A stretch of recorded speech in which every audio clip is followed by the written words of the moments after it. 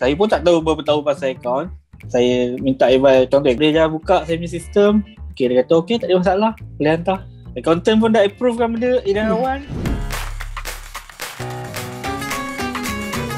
Dulu share kos 1 bulan 200. So untuk 12 bulan 1,200 kau kena korban. Lepas tu kau kena ganti gaji kerani pula. Sudah kerani kau kena hantar pula pergi accountant. LGD minta kita hantar kita punya penata semua kan. Saya pun tak tahu berapa tahu pasal akaun. Saya minta advice contoh accountant pun tak minta charge pun. Dia tengok dia dah buka saya punya sistem. Okay, dia kata okay, tak ada masalah, boleh hantar. Accountant pun dah approve kan benda Idan Awan.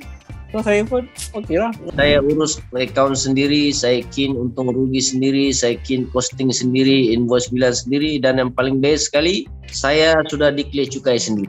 Maksudnya macam bila kita dah ada report PNL dan balance sheet tu kan, kita just bagi je dekat accountant. Lepas tu tak lama kemudian dia bagi kat kita report tax submission dan kita just settle lah dalam masa seminggu macam tu sebab dia memudahkan accountant. Lagipun bila kita dah ada accounting report tu, kira kos untuk kita bayar kepada accountant tidaklah terlampau tinggi, acceptable.